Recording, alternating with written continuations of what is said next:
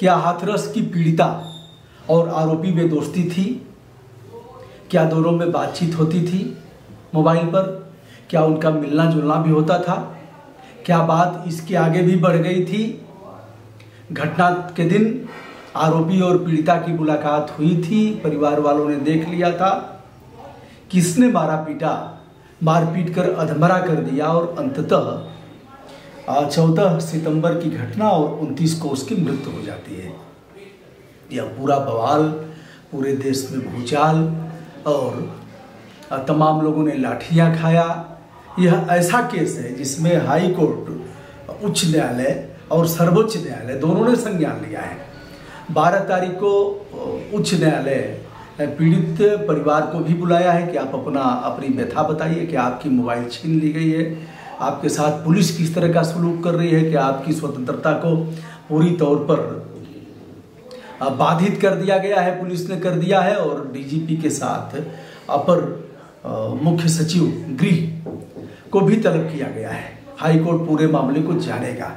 उधर supreme court ने भी इस मामले पर संज्ञान लिया है और दोनों, पहला केस है जिसमें उच्च न्यायालय ने स्वतः संज्ञान लिया, सुप्रीम कोर्ट में यह मामला गया और जिस पर संज्ञान धारण किया जा रहा है। ऐसा मामला है कि जिसमें सीबीआई जांच की संस्तुति प्रदेश सरकार ने कर दिया है। क्या होगा, लेकिन 14 सितंबर को जो वीडियो फुटेज दिखाया गया है जिसमें 4 हंसिया और 1 चप्पल, बताया जाता है कि उस दिन पीड़िता खेतों तक जाती है। खेत में जहाँ तक खेतों का सवाल है, फसल का, तो उसमें घास है और हरा चारा है।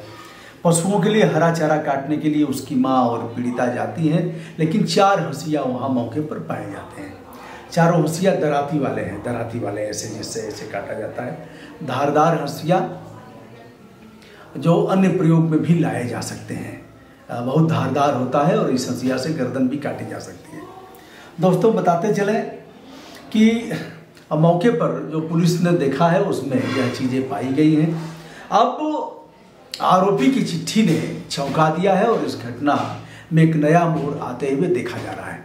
आरोपी चार आरोपी है, जिसमें एक लवकुश है, रवि है, राम कुमार उर्फ रामू तथा संदीप उर्फ चंटू।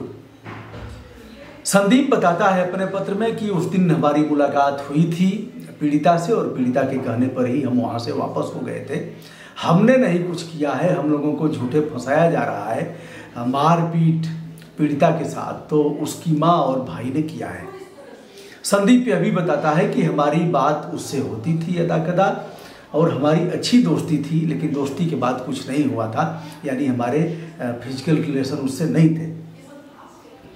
यह बात पुलिस के कॉल डिटेल में भी आई है, जो निकाला गया है कॉल डिटेल्स, उसके आधार पर यह है कि सीडीआर के हवाले से कहा गया है कि 104 बार इनकी बातचीत हुई है। इनकी बातचीत अभी नहीं कहा गया है, यह कहा गया है कि पीड़िता के भाई के नाम से जो सिम जारी किया गया है उस सिम से बातचीत हुई है और परिवार वालों ने इससे इनकार किया है। पिता ने कहा है पीड़िता के कि यह मोबाइल तो मेरे पास रहता था, फिर बातचीत करने का कोई प्रमाणिक तथ्य नहीं है। दूसरी बात यह कि जो सीडीआर में बातें आई हैं कि 5 घंटे से अधिक बातचीत हुई है संदीप के फ़ोन से और पीड़िता के भाई के नाम पर जो जारी किया गया सिम, भाई रहता था नोएडा, लेकिन वह मोबाइल रहती थी घर पर। किससे बात हुई है? अगर संदीप की बात मान लिया जाए तो यह बात सही है कि पीड़िता से ही बातचीत होती रहती होगी। हो सकता है पीड़िता के भाभी इत्यादि से भी बातचीत हुई होगी, क्योंकि बहुत से मामलों में मैं जानता हूं, मैं जो तथ्य कह रहा हूं इस पर बहुत लोगों को यह पचेगा नहीं, लेकिन अनेकानेक मामलों में जो हमने देखा है तो लड़कियां अपनी भाभी से अथवा परिवार के किसी ऐसे सदस्य से, भाभी जैसे सदस्य से अथवा अपनी बहन अगर कोई है तो उससे यह चीज़ें साझा करती हैं कि हमारी दोस्ती इनसे है और इससे बातचीत होती है। यह उस राज में शामिल रहती हैं, समय समय पर प्रश्रय भी देती हैं और मोबाइल प्रोवाइड भी करा देती हैं। यदि संदीप की बात मान लिया जाए तो उस मोबाइल से पीड़िता और संदीप की बातचीत होती रही है और बातचीत दोस्ती में रही है और आगे क्या हुआ होगा यह तो जांच में ही पता लगेगा। दोस्तों, अभी सीमा कुशवाहा की बात किया जाए। सीमा कुशवाहा निर्भया कांड में उनकी वकील रही हैं, काफ़ी ख्याति अर्जित किया इन्होंने। सीमा कुशवाहा पहले भी पहुंची थी, कल भी पहुंची थी पीड़ित परिवार के पास, और उन्होंने कहा कि इस केस को हम फ्री ऑफ कॉस्ट लड़ेंगे। पीड़ित परिवार, सीमा ने कहा कि कब से आरोपी पत्र लिखने लगे जेल से।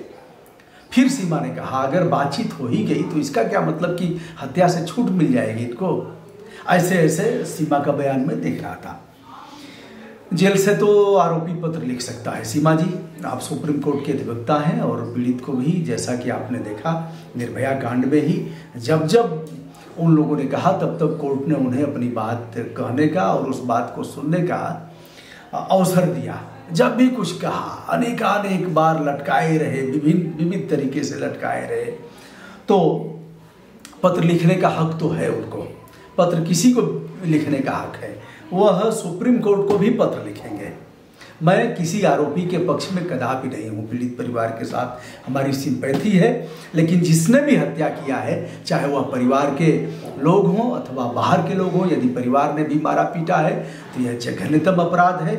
जो अपराध उन आरोपियों पर दर्ज होना चाहिए, जो सज़ा मिलनी चाहिए, वही पीड़िता के परिवार के लोगों ने यदि ऐसा किया होगा। मैं अभी आगे बढ़ कर के कह रहा हूँ, ऐसा मुझे नहीं कहना चाहिए और कहने का मुझे इस तरह का नहीं है, लोक व्यवहार में यह चीज़ें नहीं कही जा सकती।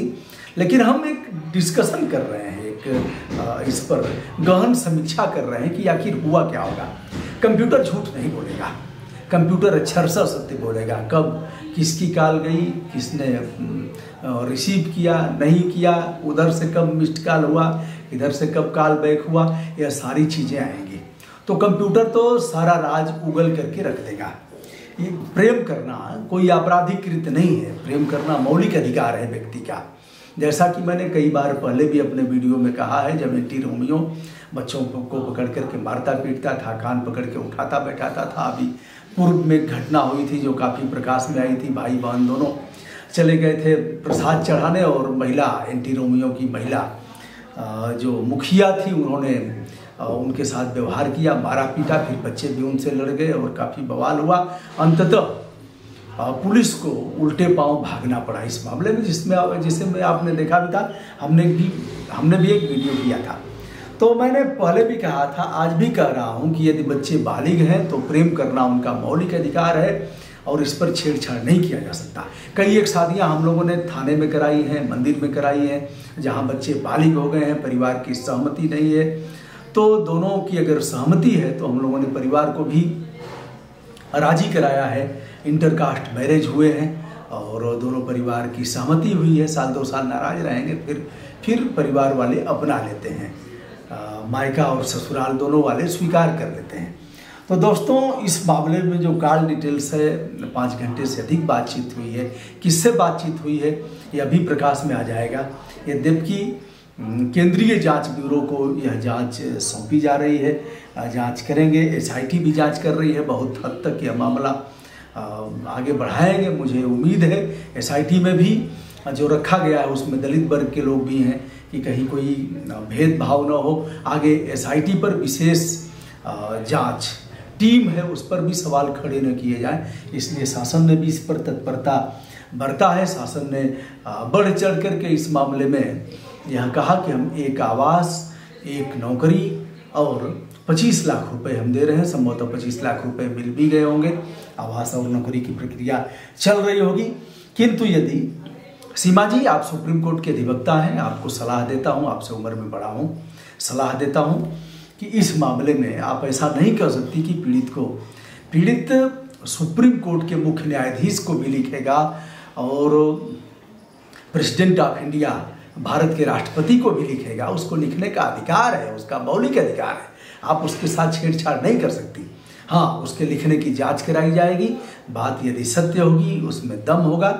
और लिखने के लिए नहीं मैडम, इस बात को आप जानती भी हैं, मैं एक तरफा नहीं बोल सकता। मैंने पीड़िता का भी पक्ष लिया है और इनकी बात भी कर रहा हूँ। ऐसे तमाम मामलों में देखा गया है निर्दोष लोग फंसे हैं। मैं यह नहीं जानता कि चारों निर्दोष हैं या चारों दोषी हैं। यह तो जांच के बाद समय बताएगा कि क्या है। लेकिन बहरहाल एक असहाय, अबला और जिसका कोई कसूर नहीं था, उसका जीवन तो समाप्त हो गया।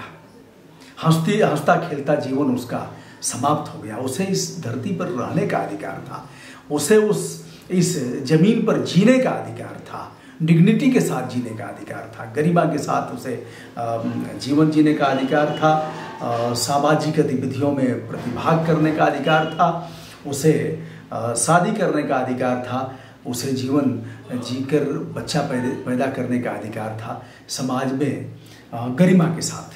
किंतु उस जीवन जीने के अधिकार से जिसने भी वंचित किया है वह सभी गंभीर अपराध के धारक हैं। उन्होंने अपराध किया है और किसी भी तरह उन्हें छोड़ा नहीं जाना चाहिए। बहुत से मामले में माँ ने अपने बच्चों की हत्या कर दिया है, प्रेमी के साथ मिलकर के किया है। 1, 2, 4, 10, 20 घटनाएं नहीं है, सैकड़ों घटनाएं इस तरह का उदाहरण प्रस्तुत करती हैं। कभी कभी जज्बात में आदमी समझ नहीं पाता है, गुस्सा आएगा या क्षणिक आवेग है, आवेग आएगा तो आपके हाथ से पिस्टल चल जाएगी, आप बंदूक चला लेंगे, आप ईंट उठा करके मार देंगे, आप न चाहते हुए आपका हाथ चल जाएगा। ऐसे कई बार हो जाता है, कभी बताऊंगा अलग से वीडियो करके। आप नहीं चाहते हैं कि ऐसा, आप सोचे भी नहीं है कि ऐसा होना चाहिए, हम ऐसा करेंगे, लेकिन हाथ चल जाएगा, उठेगा और चल जाएगा। और जब चल गया उसके बाद आपका विवेक जागृत होगा, तब तक तो बात बिगड़ गई है, बिगड़ जाती है। तो इसलिए इस मामले में जहाँ तक रेप की पुष्टि का सवाल है तो बताया गया कि 96 घंटे के अंदर यदि इस मामले का परीक्षण कर दिया जाता है तो सही रिपोर्ट आती है। लेकिन इस मामले को 11 दिन बाद इसकी जांच की गई, इसलिए रेप की पुष्टि नहीं पाई गई, ऐसा बताया गया। मैं कोई एक्सपर्ट नहीं हूँ मेडिकल का और कोई विधि का ज्ञाता भी नहीं हूँ, लेकिन मोटा मोटा जो आप सब जिस तरह से सोचते हैं उसी तरह से मैं भी सोच रहा हूँ। घटना बहुत ही भयावह है और हिला देने वाली है। उस बिटिया को जीने का अधिकार था जिसका हनन किया गया है, और जो लोग भी दोषी होंगे उन पर कठोर कार्रवाई होनी चाहिए। बहरहाल जांच की जो दिशा है वो एक नया मोड़ ले रही है और इस पर भी अब लोग कयास लगा रहे हैं कि आखिर हुआ क्या होगा। यह 4 हंसिया किसके थे? चप्पल पीड़िता के रहे होंगे, खेत में ही मारामारी हुई होगी, खेत से बस्तियां कितनी दूर हैं, खेत से लोगों के घर कितने दूर हैं, चिल्लाने की आवाज़ कहीं गई होगी नहीं गई होगी, मुंह दबाया गया होगा तो चिल्लाहट। लेकिन जहाँ तक पीड़िता खेत में हरा चारा और घास काट रही थी, उससे और उसके माँ की दूरी 3 मीटर बताई जा रही है। 3 मीटर अगर आवाज़ न भी आए तो चिल्लाहट की आवाज़ न भी आए तो भी अगर वहाँ मारामारी होगी। और जीवन बड़ा बहुमूल्य है दोस्तों। कितना भी बड़ा बलशाली अगर आपका मुंह दबाएगा, आपको मारेगा पीटेगा, ऐसा नहीं है कि लगातार उसका हाथ आपके मुंह पर ही रहेगा, ऐसा नहीं हो सकता। एक बार तो उछलने कूदने का, हाथ पैर पटकने का और ऐसे आवाज़ तो आएगी, अगल बगल पता लग जाएगा। ऐसा नहीं है कि इस जीवन को समाप्त कर देंगे। क्या हुआ होगा मुझे नहीं पता, जांच में यह तथ्य छन करके सामने आएंगे। मैं हूँ ब्रजभूषण दुबे, यूट्यूब चैनल ब्रजभूषण मार्कंडेय से इस विषय पर आगे भी प्रकाश डालता रहूँगा। BBM वर्ल्ड जो ब्रजभूषण मार्कंडेय एक शॉर्टकट नाम रखा गया है। आशा करता हूँ आप सभी को पसंद आएगा और आप सभी की दुआएं, आप सबका स्नेह और प्यार हमारे साथ बना रहेगा। यदि अच्छा लगेगा तो आप हमारे चैनल को सब्सक्राइब, लाइक तथा वीडियो को शेयर जरूर करेंगे। धन्यवाद।